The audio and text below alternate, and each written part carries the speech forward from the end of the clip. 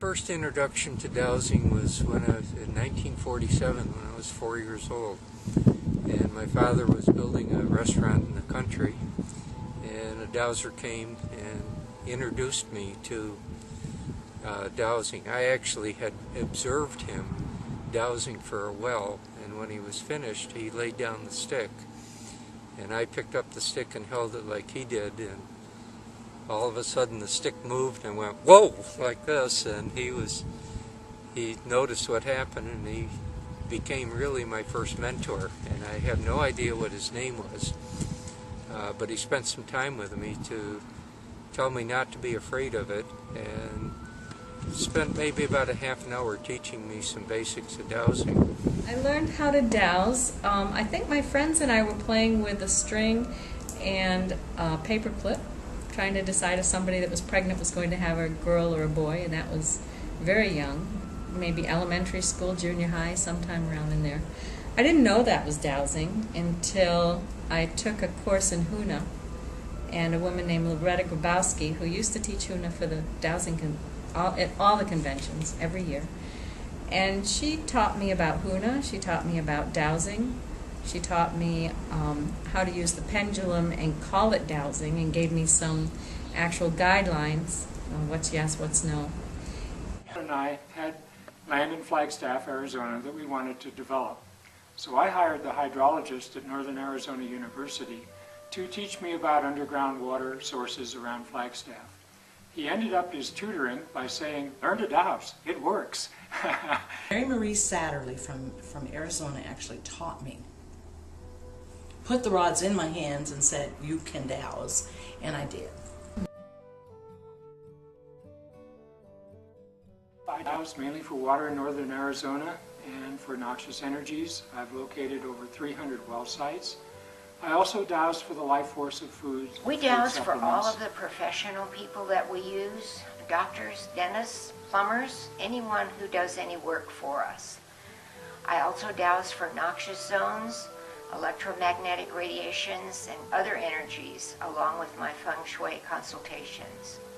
Sometimes I douse for the clothes I wear. I check the dosages on my vitamins and supplements. I have an office, and people come to my home when they have something that they need balanced, whether it's some kind of a physical or emotional dis-ease. And I find that a couple things I douse for are sources of whatever the disease is or discomfort. I do a lot of water dowsing, negative energy dowsing. I use dowsing, I do a lot of dowsing for people over the telephone that are making life decisions. I've always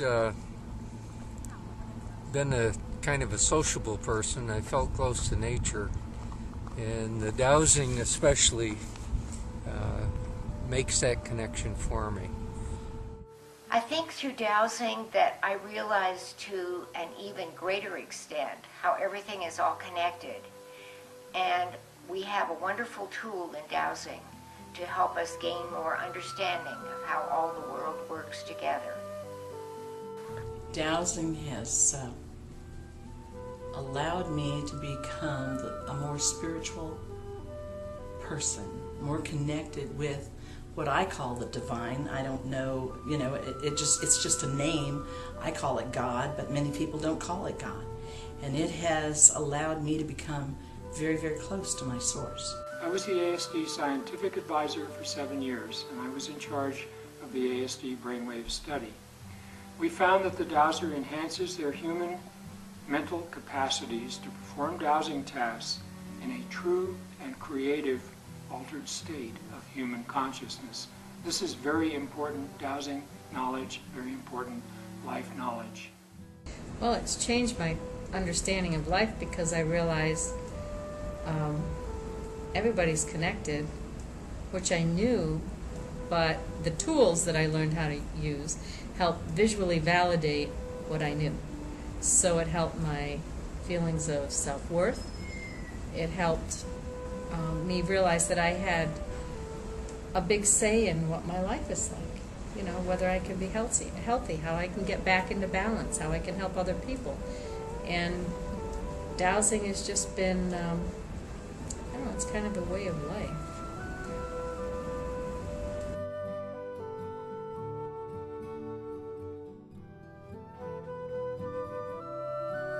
I think we've gotten too much reliance on technology, and we don't rely on ourselves. And I think dowsing keeps that ability there. And there may come a time if we have some sort of crisis in the earth that we're going to need to rely on the older proven techniques. They've been around for thousands of years, and they worked before. A human cannot live without water. We have to have water. And a dowser can find good, potable water. And every human on this earth needs to know how to find it, because we may get to that point one of these days.